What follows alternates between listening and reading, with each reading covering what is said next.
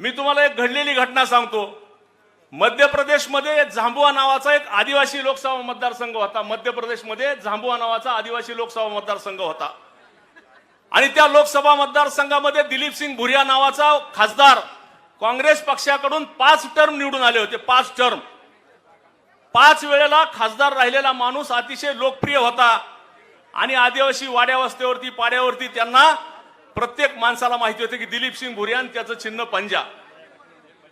आता हे सगळ्याला माहिती असताना त्या दिलीप सिंग भुरियाचं 6व्या टर्मला मात्र काँग्रेस पक्षाने तिकीट कट केलं। तिकीट कट केल्यानंतर अतिशय लोकांमध्ये लोकप्रिय असलेला माणूस पण त्याचं तिकीट कट झालं। त्यांनी भारतीय जनता पार्टीमध्ये प्रवेश केला आणि भारतीय जनता पार्टीमध्ये प्रवेश केला। त्यांनी भारतीय जनता पार्टीमध्ये प्रवेश केल्यानंतर लोकांना काही घेणं देणं नव्हतं। दिलीप सिंग भुरिया हा लोकप्रिय खासदार होता आणि त्यांनी त्या ठिकाणी प्रचाराला सुरुवात केली, गावगाव जायला सुरुवात केली। जसा दिलीप सिंग भुरिया गावामध्ये गेला, प्रचाराला गेला, वाड्या वस्तीवरती गेला, आदिवासी बांधवांकडे गेला आणि सांगितलं की अब की बार मैं खड़ा हूं, भारतीय जनता पार्टी की तरफ से मैं खड़ा हूं। तो लोक म्हणले हे कसली पार्टी आणली, आपली ते काँग्रेस आहे म्हणली, हे कसली पार्टी आणली तुम्ही नवीनच। तर म्हणले आपलं चिन्ह काय, तो म्हणला कमळ। लोक म्हणली हे काय चालणार नाही। परत पुढच्या गावात गेला, लोकांना विचारलं मतदान कोणाला, म्हणले दिलीप सिंग भुरिया तुम्हालाच मतदान। म्हणले आपलं चिन्ह काय, म्हणले पंजा।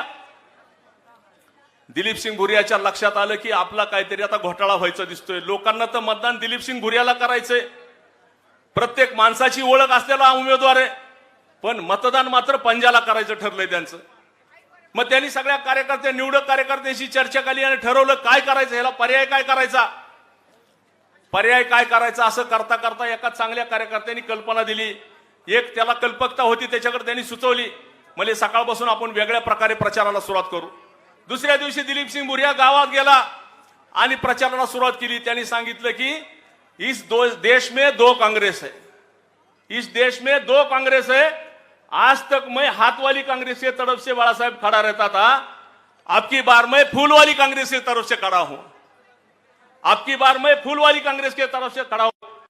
फूल वाली क्या हाथ वाली क्या, जो भी है उसको दे देंगे। दिलीप सिंग भुरियाला मतदान करायचंय म्हणल्यानंतर त्या लोकांनी ठरवलं फुलवाली काय आणि हातवाली काय।